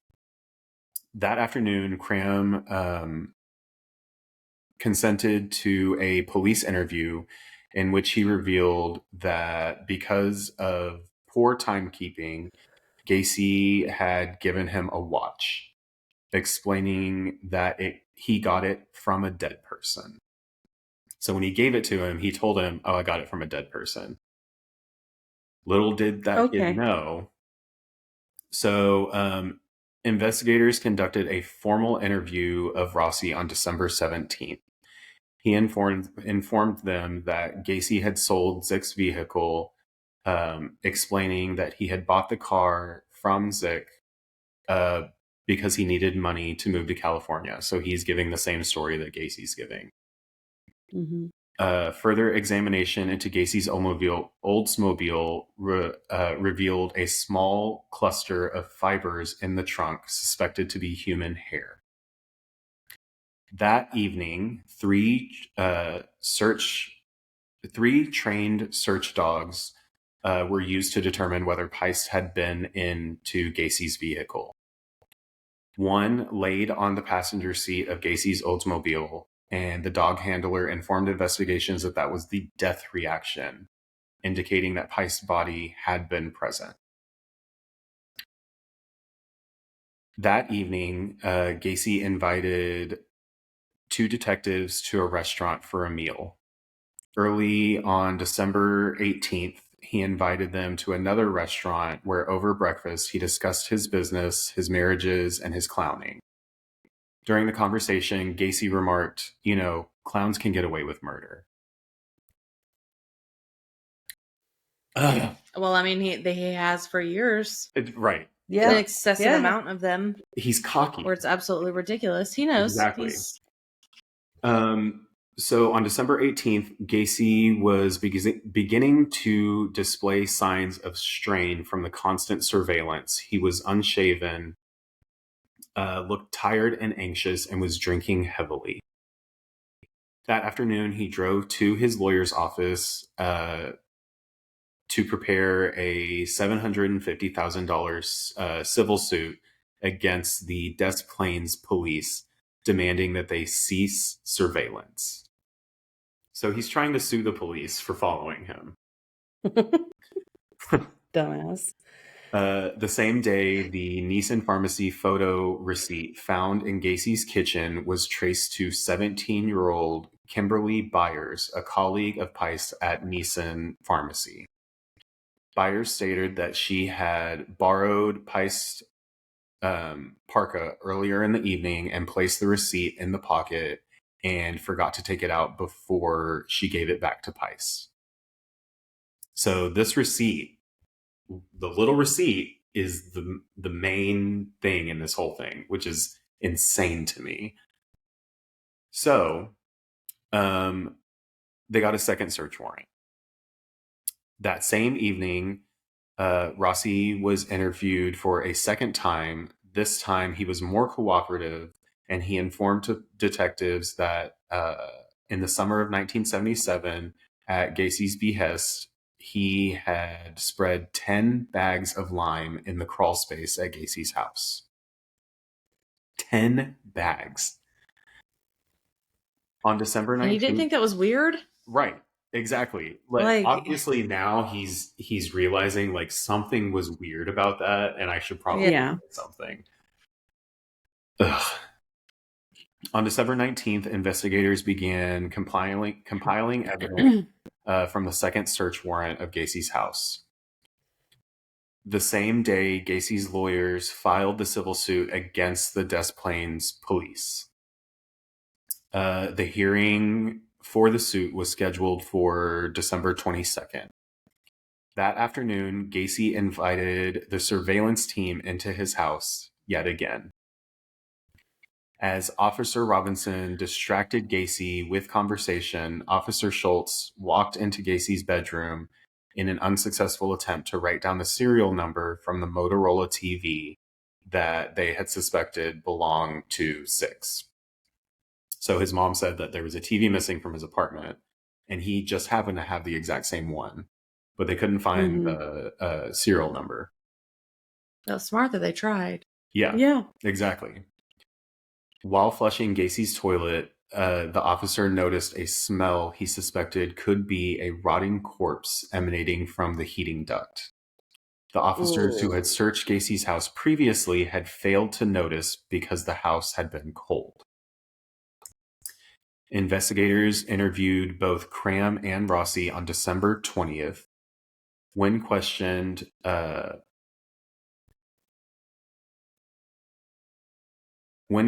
as to where they believed Gacy had concealed Pice's body, Rossi replied, Gacy may have placed him in the crawl space. Rossi agreed to submit to a polygraph test.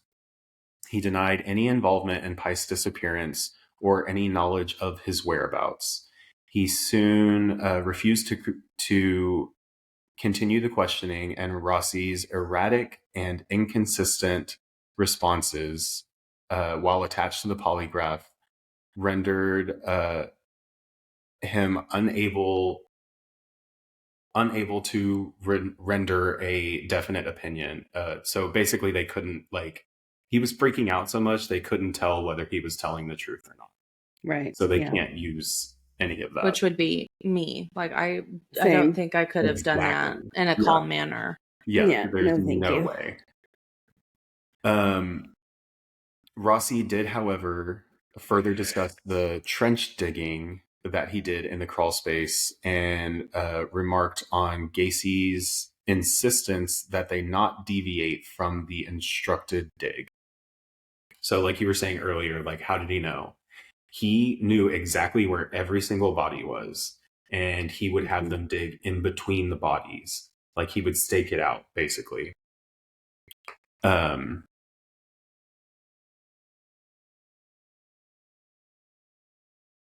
So Cram informed investigators that Gacy's attempt to rape him in 1976.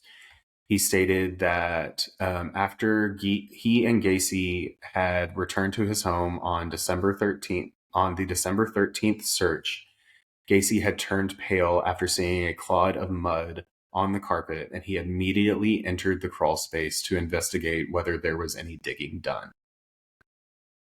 When asked whether he had been in the crawl space, Cram replied that he went down there once to spread lime and to dig trenches, which Gacy had explained were for drainage pipes.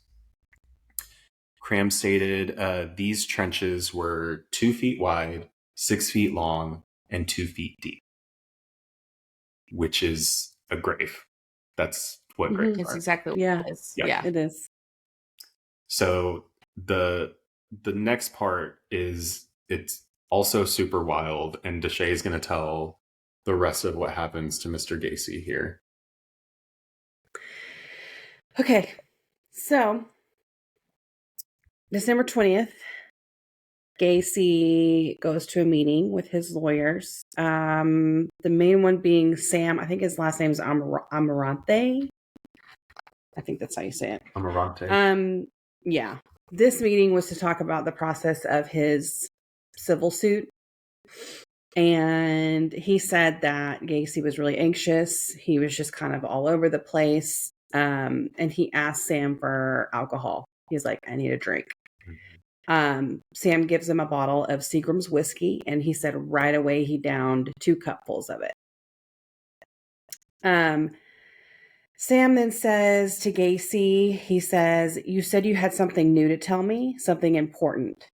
So there's a newspaper on Sam's desk. Gacy grabs it, and on the front of it is a story covering the disappearance of Robert Pice on the front page.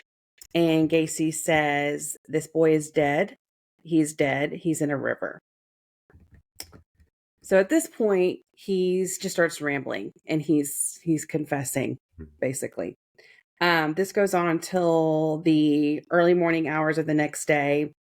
He started it out by saying that he had been the judge, jury, and executioner of many, many people, and now he wanted to be the same for himself. That is so narcissistic.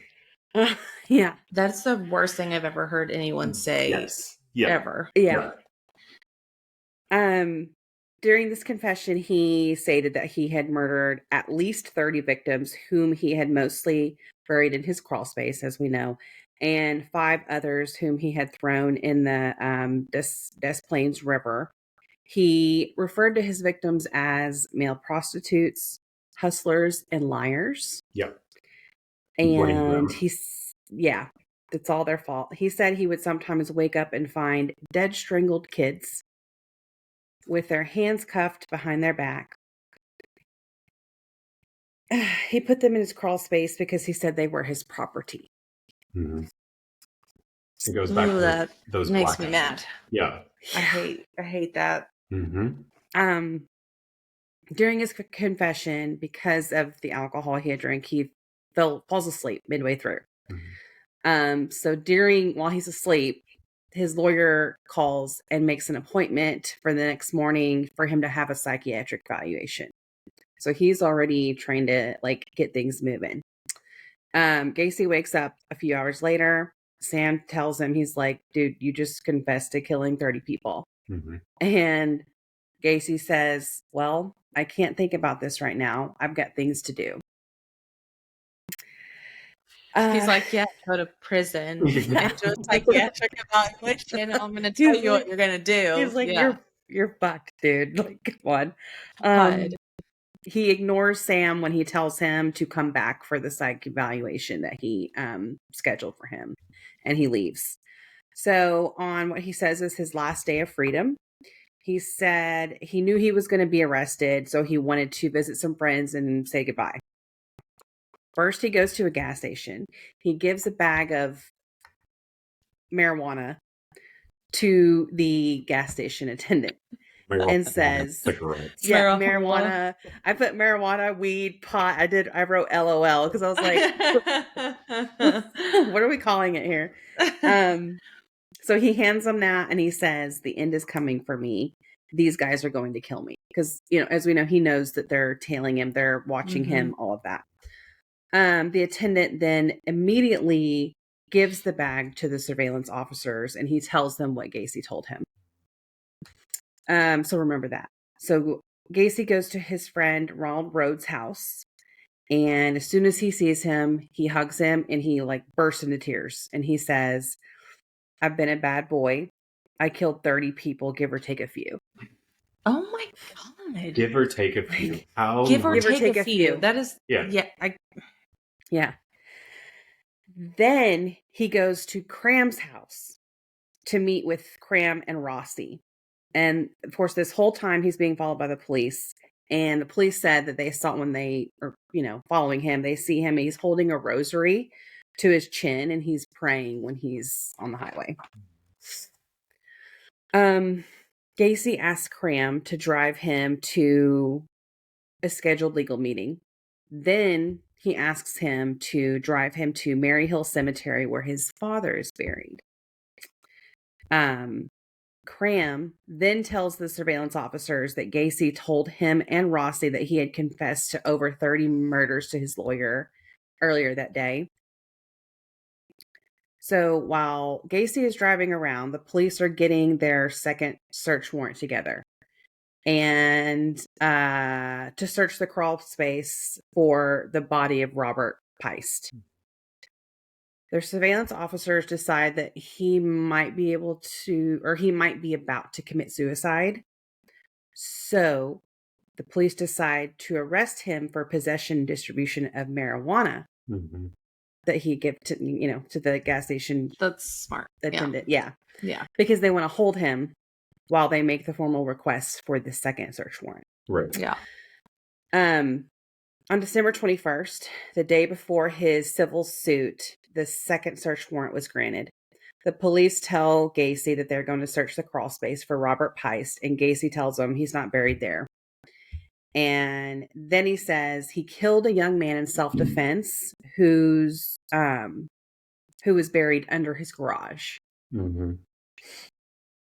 So the police, they go to Gacy's house and they notice that he had unplugged his sump pump, which is, a big pump that keeps all the water in. Yeah. So his crawl space is now flooded. So they plug it back in and wait for the water to drain. And then David Ginty, I think that's how you say it. He is the evidence tech. He goes into the crawl space, which was 28 by 38 foot, and he starts digging. Right away, he finds putrefied flesh and a human arm bone. He then tells the police that Gacy can be charged with murder, and he says, "I think this place is full of kids." Yeah. A police photographer was down there as well. He found a patella bone, which is a kneecap. They keep digging and they're finding leg bones. They found skulls, foot bones, also found a rib cage. They said these bodies were too decomposed to be Robert Piest, unfortunately. So the police now tell Gacy what they found in his crawl space and that he's now facing murder charges. He tells the police that he wants to clear the air. So December 22nd. I can't. I know. Clear the air. Yeah. Okay. I know. With his lawyers present, he gives a formal statement confessing to murdering approximately 30 young males, all of whom he claimed entered his house willingly. Mm-hmm. He did refer to some of them by name. Some of them he said he couldn't remember their name or didn't know their name. He said that they were all teenage male runaways or male prostitutes, and that the majority of them were buried in his crawl space. He said he only dug 5 of the graves in that location and had his employees dig the rest so that he would, quote, have graves available.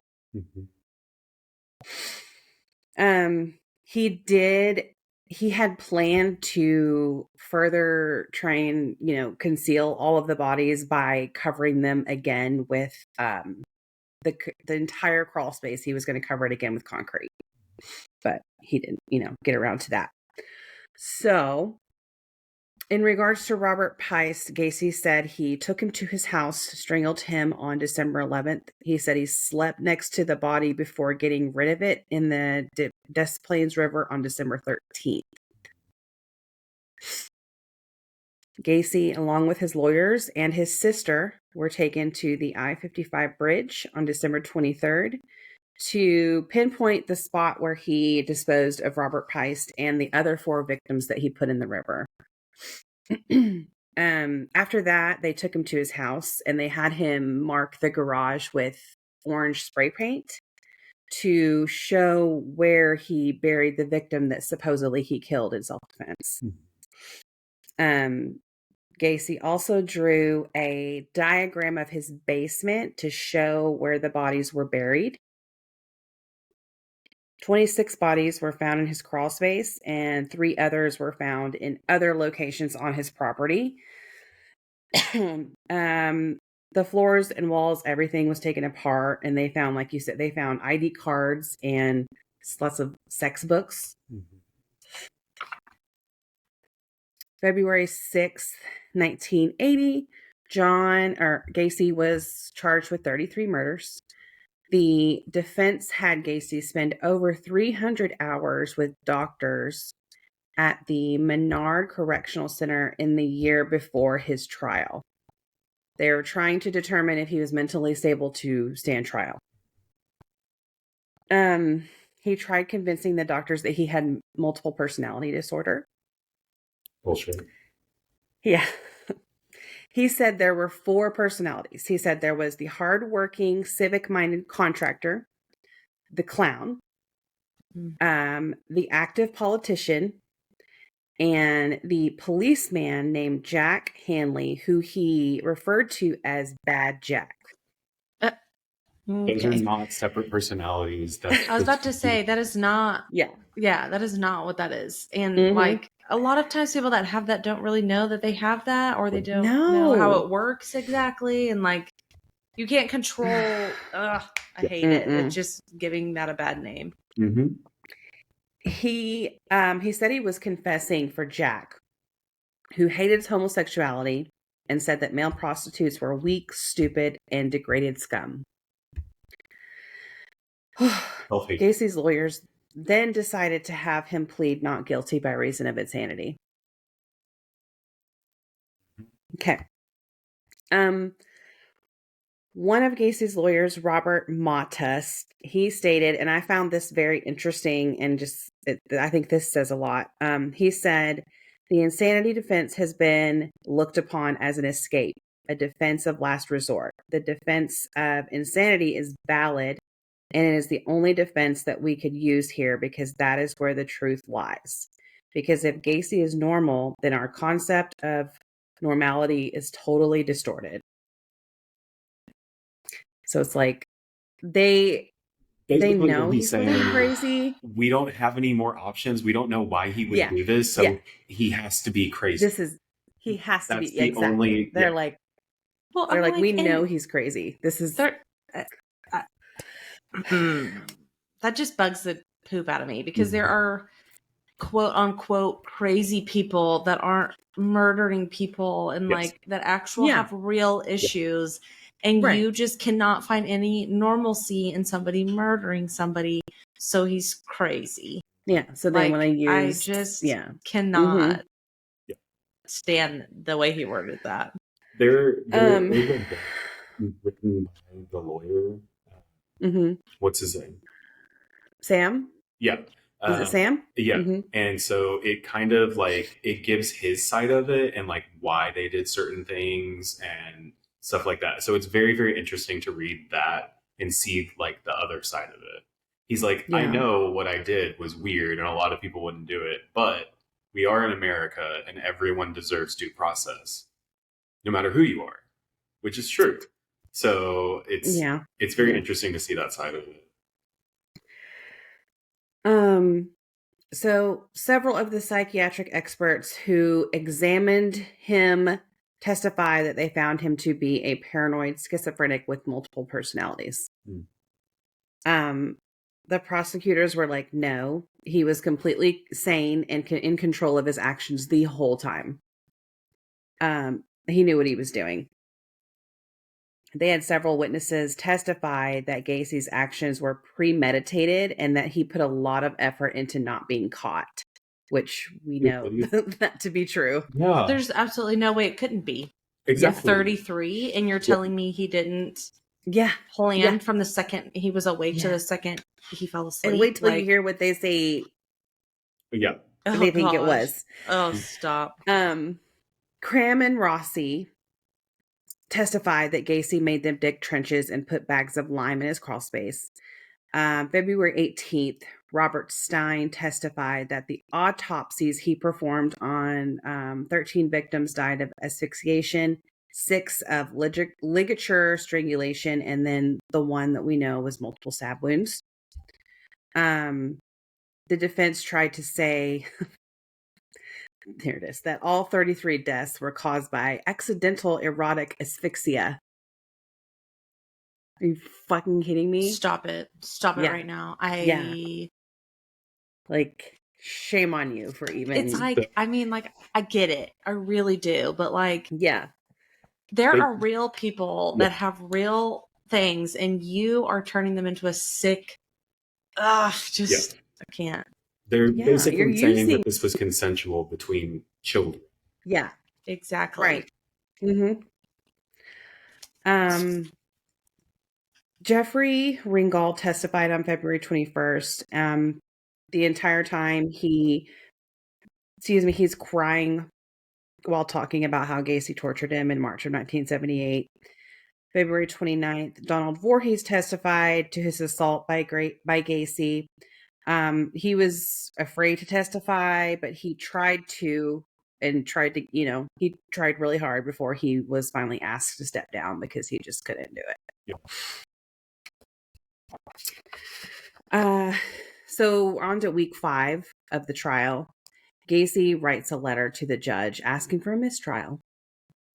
He saying that he didn't approve of his lawyer's insanity plea and that his lawyers didn't allow him to take the stand.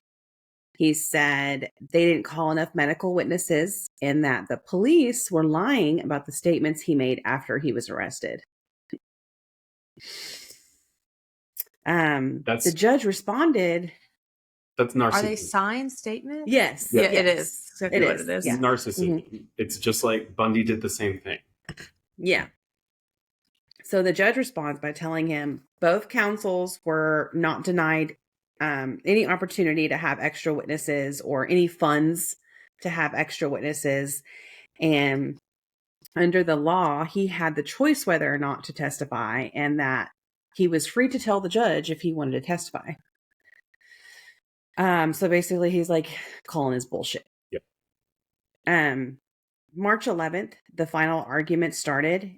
Prosecuting attorney Terry Sullivan talks about Gacy's history of abusing young people. He talks about him describing his living victims, Voorhees and Donnelly, as the living dead. Terry stated that John Gacy has accounted for more human devastation than many earthly catastrophes. I tremble when thinking about just how close he came to getting away with it all. Yeah. Yeah. Sam Amarante, that's his lawyer, as we know, spoke for Gacy. He tried to portray Gacy as being driven by compulsions he was unable to control.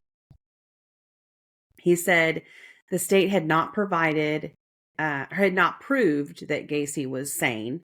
He asked the jury to put aside any prejudice for Gacy and say he was not guilty by reason of insanity. He said that he was a danger to himself and others, and that studying his behavior would be beneficial to science. I mean, that's true, but Yes, But however, not. yeah, that's not a way. that doesn't mean No. The jury deliberated for an hour and 50 minutes, and Gacy was found guilty of 33 charges of murder and was also found guilty of sexual assault and taking indecent liberties with a child.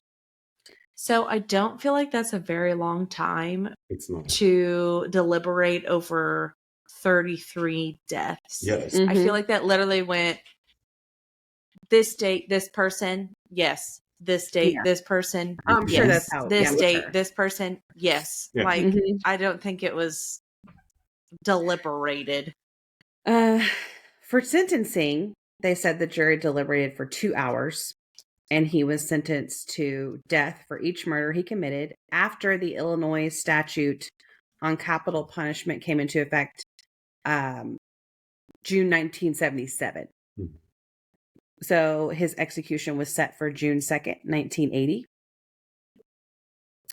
Gacy was on death row for 14 years at the Menard Correctional Center. He started painting when he was there. Mhm. He drew clowns, including himself as Pogo or Patches. He drew birds, his home, and John Dillinger, which, if for anyone who doesn't know, he's a famous American gangster. Mhm. His paintings have been displayed and sold at auction. I'm sure you can get one of those if you'd like. Good. I'm good on that one. That's just bad juju. Yeah. You know, like, how people are like, you can turn the Amber Alerts off on your phone. I'm like, no, that's bad juju. I'm not doing that. So I know someone that has one of his paintings, and Mhm. it was given to him as a gift. And so that's how I find a lot of these like murder memorabilia stuff is given to you like as a Mhm. gift. Yeah. Because my Yeah. mannequin stuff was given to me, and he's like, I won't put it up, and I was like, good, you probably shouldn't. Yeah. Probably a good idea. Yeah. It's one of those where they were like, I don't want this, but I'm not going to make money off of it. So here you Right. have it Yeah. now. Yeah. He's like, it's Like- cool. It's cool to have because it's part of history and like it's super, super interesting, like what happened, but I can't promote this. And I was like, get it. No. I get it. No. Yeah. Yeah. Gacy filed tons of motions and appeals.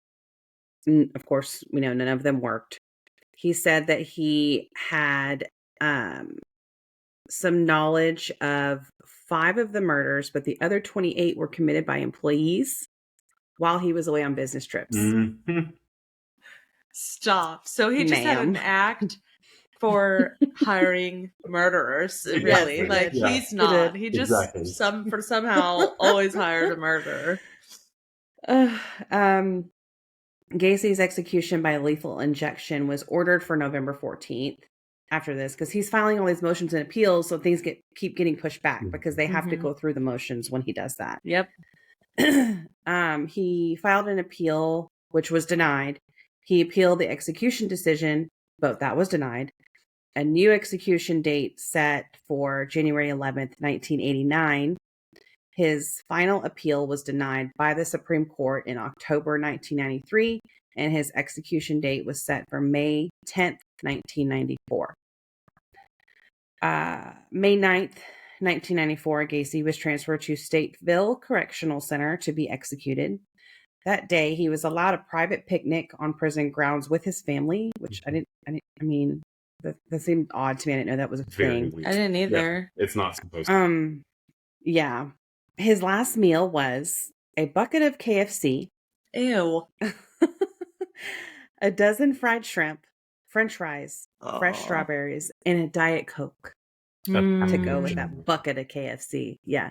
A whole bucket. Yeah. Ugh. Whole bucket. Mhm. Well, I'm like, you worked for KFC for how long? Like, don't you Basically. think you're Then- like yeah, I sick know. of Yeah, KFC? yeah, Like yeah. even No, the no, no. smell's gonna make you want to like throw Yeah. up. That's how I am with chocolate covered almonds. I ate them so much when I was pregnant, and so now the Mhm. thought of eating another one, I'm like, bleh. Yeah. Bleh. Yeah. Mhm. He received his last rites from a Catholic priest, and was taken to the Stateville execution chamber. That day, a crowd of over 1,000 gathered outside, and some of them wore T-shirts that read "No Tears for the Clown." Mhm. Good.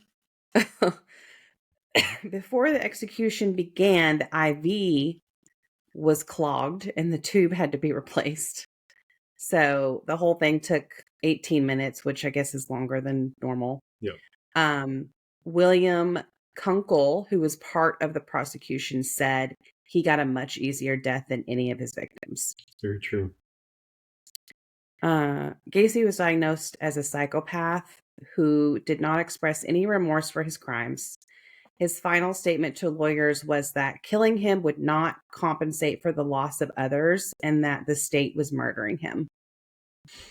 Yeah. Mm-hmm. Gacy was pronounced dead at 12:58 a.m. on May 10th, 1994. His brain was removed and is in the possession of Helen Morrison, who is a psychiatrist, and she was a witness for the defense in his trial. Mhm. And yeah. Also, I think you talked about this, but his youngest victim was 14 Mhm. and the oldest was 21. Yep. And also, I did find out that since 2011, the Cook County Sheriff's Department, they have been working on identifying DNA profiles from some of the victims that they weren't able to identify back then. And I think they've gotten like 3 or 4, I could tell, from 2011 until 2021. Yeah, That's I think there's awesome. like Good. 5 of them that they weren't able to identify, but they found Mhm. bodies. Yeah. Yeah. Yeah. Yeah. So they're working on all those. There's That's a good. documentary and there's footage of them digging in his crawl space and there's photos. And Ugh, I hate it is it. the wildest thing to see. Because there's a whole To bunch of people be- in this tiny ass crawl space and there's just bones everywhere. It's disgusting. It's so so sad. wild. I would to be one of those people and be in there. Mm-hmm. I would never be able to do that. Yeah. The amount of fear Yes. that somebody You had to could have. And I hate when people always say like an eye for an eye or whatever, but I'm Mhm. like, he deserved to have the fear that those people like that's Yeah. I really wish He really at did. an extent, but I'm like, he deserved to have the fear that those people had. I just Yeah. don't know if he would be able to feel that type of fear. Because like even being followed by the police and stuff, he's making it a joke. Yeah. Yeah. He's inviting them to dinner, and like he doesn't actually start to freak out until he basically confesses. But I'm He wondering if he confesses, did, yeah. and that's why he kept trying to appeal and That's file true. a Yeah, motion he here and realized, there. I like, wonder if he's like, I'm gonna make this, like, I cannot yeah, Well, it's probably like, die. I'm never going to get to do this again. yes. Like the thing he Yeah, loves doing like, the I don't most, know. apparently. Yeah. Like, It, I don't it know how also that could works. be that he realized like his infamy and how famous Yeah. he was getting because he was making ridiculous amounts of money from those paintings, and he realized that like people wanted to talk to him and he was becoming famous, so maybe he wanted to just live through it a little bit longer. I wonder if his kids know,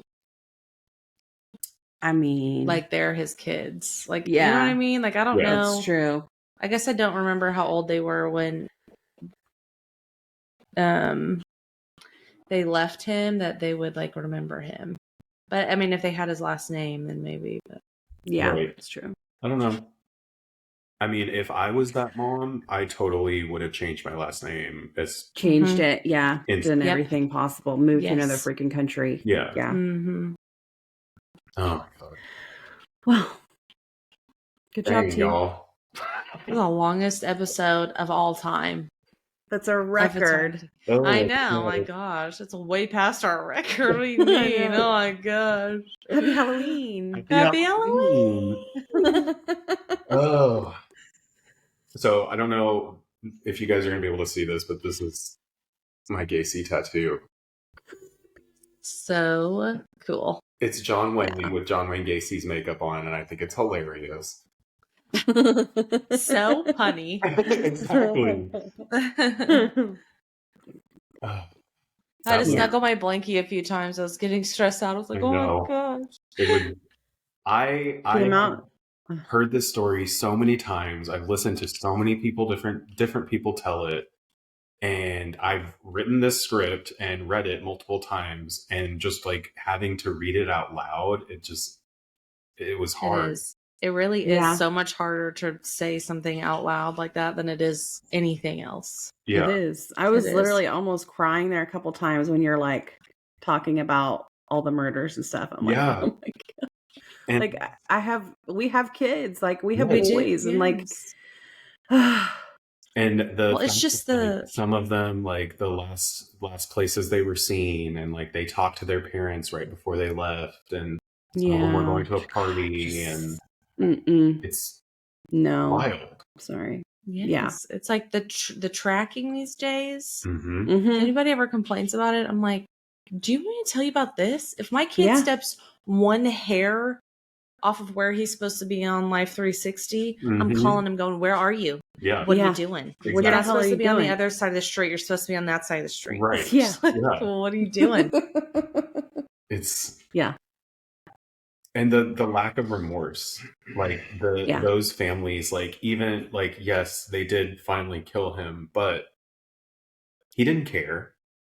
No, he didn't care at all. Mm-mm. That would fuck with me worse than anything, as far as like being related to a victim. Like he needs to at least say he's sorry. Like he didn't care at all. He didn't do anything. No. He just kept making excuses that it wasn't him, or it wasn't him, that they deserved it, or you know.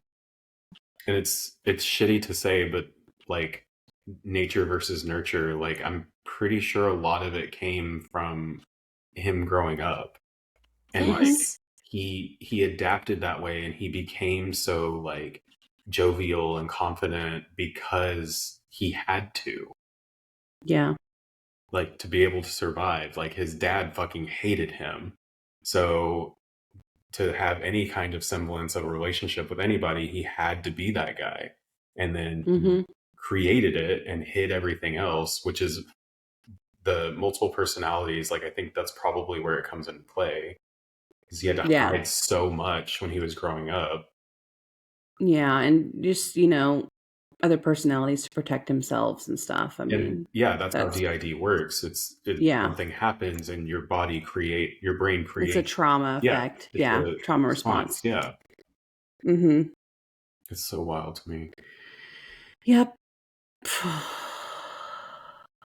Well, thanks for doing this story with me. I've been wanting Yes, to I do this hated one for a long every time. piece of I it. know. I knew you would. I It knew you would. I've been was. wanting to do this for a long time, but I knew that it was going to be way too long for me to do by myself. So I'm glad we all got to do it together. Yes, it was a good Halloween one. It was. Definitely. Very long. Yes. A Yeah. lot of information. Yeah. We hope you stuck with us this far. Yes. I know dates can be exhausting. If Yeah. you did, please leave a comment and say, I made it. Yes. We Yes. need it. I made it. Also, I hate you all. Yeah. This was good. This was a good one. Yeah. I'm proud of us. Same. We worked hard Me on too. it. It took a long time to write those notes. Yes. Y'all And should then- see our text chain from the past 3 days. This is all that we have been Yes. talking Oh about. my gosh. It's literally like, hey, are I you don't want to saying do this this anymore. name? I hate Are this. you talking about this? I don't know Are if you I'm talking about it. I'm not even halfway done yet. Yeah. Oh, jeez. Well, Storm, where can they find us if they want to find some of our other stuff? Yep, we are on Instagram at 3SWIB Podcast. We are on Facebook, 3 Siblings Walk Into a Bar. Please go on there, like, comment, do all the things. Also, please rate and review. It's super, super helpful for us. And yeah. All right. Well, that's what happens when 3 siblings walk into a bar.